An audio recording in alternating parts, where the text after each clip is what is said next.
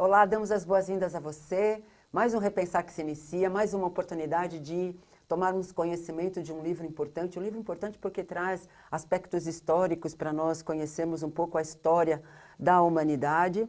E quem está aqui conosco é um convidado que para nós é especial, é Antônio César Perry de Carvalho, e o livro que ele nos traz tem como título Cristianismo nos séculos iniciais e como subtítulo Aspectos históricos e a visão espírita. Então, um livro bastante interessante para nós aprendermos um pouco sobre o que aconteceu, né, no passado a respeito da nossa história, da humanidade. Muito bom estar aqui consigo, viu? Eu agradeço a oportunidade, Marisilda, saúdo também o telespectador e para nós é um motivo de alegria participarmos aqui do Repensar. E para mim é mais ainda, viu? Tenho a certeza disso. Bom, esse livro é um livro, realmente é um livro que traz aspectos importantes para tomarmos conhecimento do que aconteceu, né? Das coisas que já aconteceram e que fazem parte até da nossa vida atual, porque a gente, sabendo do que aconteceu, pode entender melhor o que está acontecendo hoje. Esse foi o objetivo central, Marisilda.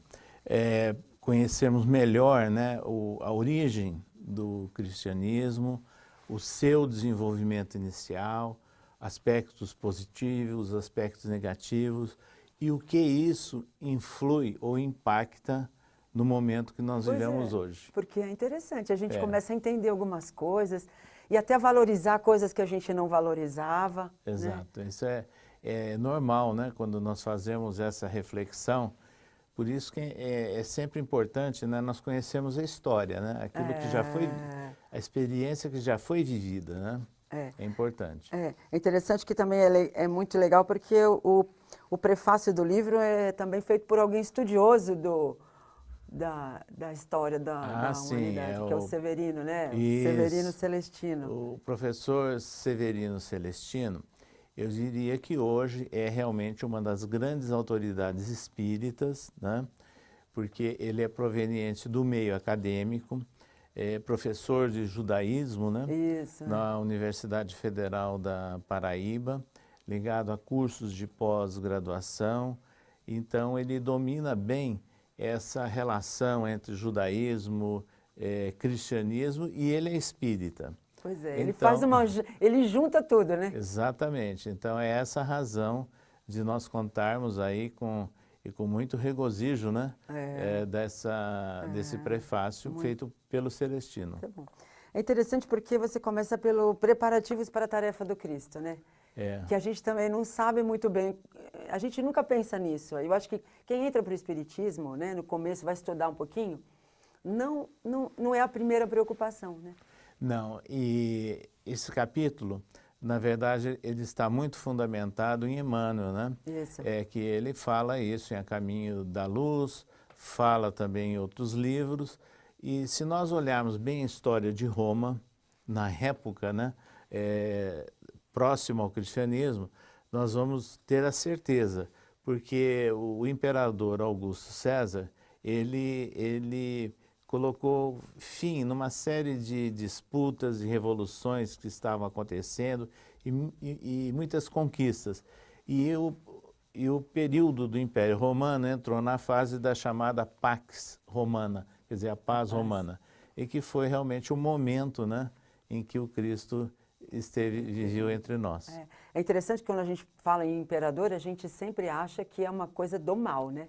Que é uma coisa, que é um ditador, que é alguma coisa que submete o povo à vontade dele. E não é o caso desse imperador, né? Não, não só dele, como de outros, né? E aí existe uma certa deturpação mal intencionada da história, por pessoas que tomaram partido de alguma questão. Quando nós olhamos aí o período dos imperadores, né, concomitantes a Jesus e mesmo o início do cristianismo, nós vamos ver que há oscilações, que são naturais. Mas nessas oscilações, nós vamos identificar claramente que há alguns aspectos muito positivos na gestão de alguns imperadores e outros onde sobrepuja o aspecto negativo. Então, realmente não dá para generalizar, né? No fundo, eles têm uma tarefa, eles têm um encargo que é pesado. É difícil, né? É um ônus sério. E que, se nós nos basearmos pelas nossas tarefas ou pelas nossas pequenas missões, porque nós temos a nossa também num grau menor, né? Sim. Nós também muitas vezes não conseguimos fazer tudo corretamente, né? Exatamente. Então, quando nós olhamos aí o período do Augusto César, foi o período prévio, né, ao nascimento aliás, concomitante ao nascimento de Jesus, prévio ao trabalho dele. Porém, ele introduziu algumas questões de seriedade, né, de respeito à família, de respeito à lei, né? Isso foram características do imperador Augusto César.